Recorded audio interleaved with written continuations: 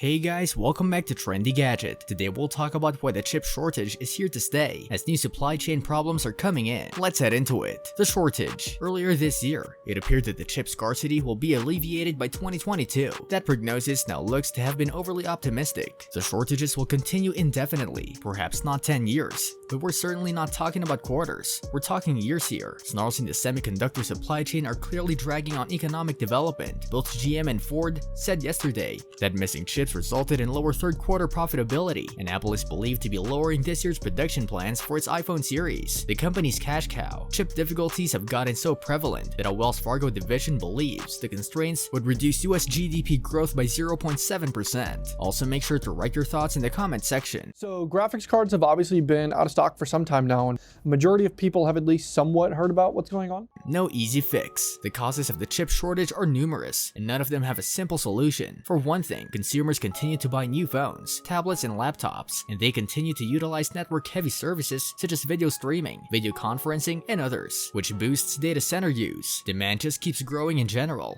across almost all markets. This hunger has clashed with a number of supply constraints. Substrates for printed circuit boards have recently become rare. In comparison to modern semiconductors, PCBs have a modest margin and are simple to manufacture. Most chip firms don't manufacture their own, yet semiconductors cannot communicate with other chips in a computer without PCBs. The firm that do produce the boards don't generate enough money to reinvest in expanding manufacturing. To make matters worse, a fire in a large substrate mill in July 2020 shut off a crucial supplier. As a result, capacity at PCB factories is projected to trail demand in the coming years. The situation has deteriorated to the point where Intel CEO Pat Gelsinger mentioned it on the company's most recent earnings call. Even the world's wealthiest semiconductor producers are inundated, and they're a long way from meeting demand. Building and optimizing few fabs takes years, and corporations are hesitant to invest if they believe increases in demand will be ephemeral. While demand is increasing, it is unknown if it will last beyond the outbreak. Companies are hesitant to invest in a new fab if there's a good chance it won't be operational 70% of the time. Fabricators are simply too pricey. If you're running at 60 or 70%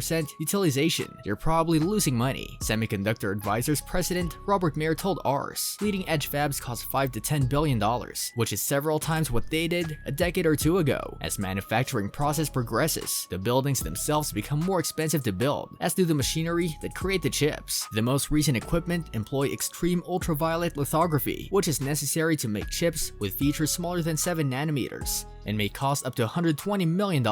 New capacity. Despite the exorbitant costs, several firms are progressively increasing capacity with new buildings at existing operations. Larger projects are also in the pipeline. In recent months, Intel, Samsung, and TSMC have all announced new fabs. However, they will not be operational for several years, in part because the facilities require a slew of supporting infrastructure, ranging from power plants to fresh water supply. New fabs must also be manned. There's also a talent shortage right now. We don't just need more manufacturing lines, we also need more people. Universities, community colleges, and businesses are all attempting to increase the number of skilled employees, but it will take time for those efforts to yield fruit. A slew of additional issues have risen, ranging from plant fires to shipment delays. A fire ripped through a Renesas electronics factory in March. The Japanese firm was a significant supplier to the automobile sector, and it was already working extra hours to compensate for capacity loss at Asahi Kasei Micro Devices, a Renesas-owned chip plant in northeast Japan. They were hit by a fire. The company said it would take at least a month to resume production. Another automotive supplier, which experienced a fire in one of its fabs in October 2020. Shipping delays, which have afflicted so many other industries, have not escaped the semiconductor sector. Chips routinely travel throughout the world as they go from silicon wafer to finished product. Other setbacks have been less severe, yet nonetheless devastating. The extreme frost in Texas in February, which knocked out half of the state's power generation capacity, slowed output at Samsung's Austin fab. This summer, a COVID epidemic in Malaysia caused the closure of chip packaging operations. Panic ordering. All of this has contributed to increased lead times. An average order took 13 weeks to fulfill at the end of last year. Today, it takes over 22 weeks. Buyers aren't helping matters. Prior to the pandemic, several industries have adopted lean manufacturing, a practice that requires them to keep very minimal inventory on component parts. However, as lead times lengthen, corporations are making more orders and stockpiling more inventory in the aim of not running out of chips. I've spoken to semiconductor users who used to do just in-time manufacturing. Mayer explained they've gone to stocking a year's worth of parts just in case there's a shortage.